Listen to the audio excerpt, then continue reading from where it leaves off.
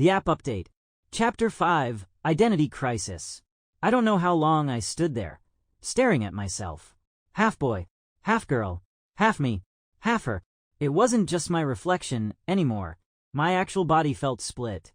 My chest tight, tingling, like muscle was being rewoven under my skin. My voice cracked when I muttered, "This isn't happening," breaking between my usual low rasp and a higher pitch that didn't belong to me. I staggered back, clutching my throat. My hands trembled. They weren't even the same.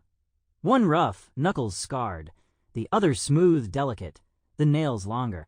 I flexed them both, side by side, and bile rose in my throat. I couldn't stop shaking. I grabbed my phone, thumbed open the camera. Okay, just prove it. Prove it's not real," I whispered. The screen lit up, capturing me exactly as I was, split down the middle. Alex on one side, Alexis on the other. My stomach lurched. I pressed record, pointing it at the mirror, at myself, desperate to document what was happening. For a few seconds, it worked. I watched the image glitch and warp as my body shifted, hair growing longer by the second, stubble fading from my chin. My Adam's apple smoothed away. My chest ached, pressure building until the fabric of my shirt pressed tighter against it. I was recording proof. Finally, someone would believe me. But then the screen flickered. My reflection, her reflection, turned her head and looked straight into the camera lens. Not me, her. The recording stuttered, filled with static, then blinked out. The file was gone. Just gone. No, I gasped, frantically scrolling through my gallery. Nothing. Just black thumbnails where the video should have been. Then even those erased themselves, one by one, until there was nothing left. I dropped the phone on the bed and pressed my palms against my eyes. Tears burned hot, and I hated myself for it. Was I losing myself, or finding something I was never meant to see? The mirror across the room flickered again. Alexis stood there, whole and certain, smiling. Her lips moved, but I couldn't hear the words. I covered my ears anyway. Chapter 6, Trying to Undo. I spent the rest of the night hunched over my laptop, phone tossed face down on the desk like a venomous snake I couldn't bear to touch. Search after search. Weird filter app, creepy AR glitch, be your ideal self app. At first, nothing.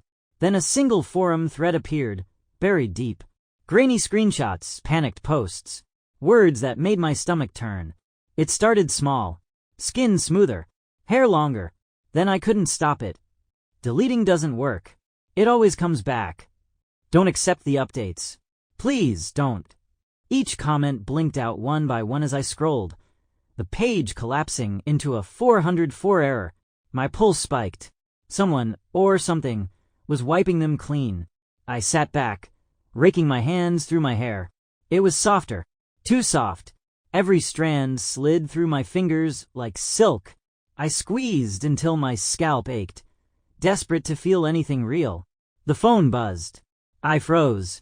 Slowly, I turned it over. The screen was cracked from where I'd slammed it down earlier, but the glow still pulsed through, unbothered. The app logo throbbed like a heartbeat. I snapped. I lifted the phone and hurled it against the wall.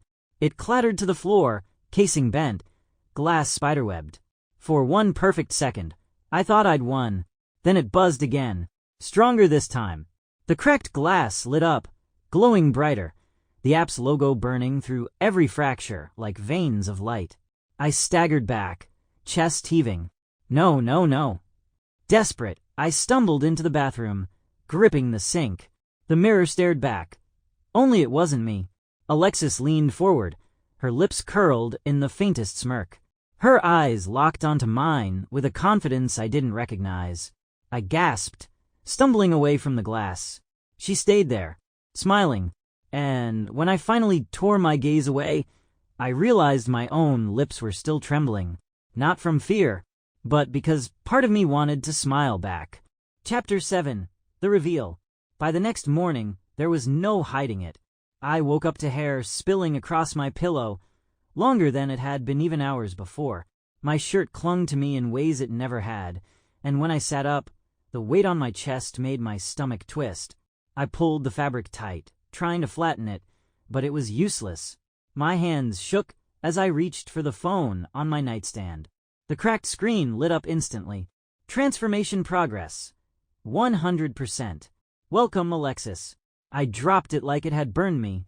My pulse hammered as I staggered to the mirror. She was there. Not a flicker, not a glitch.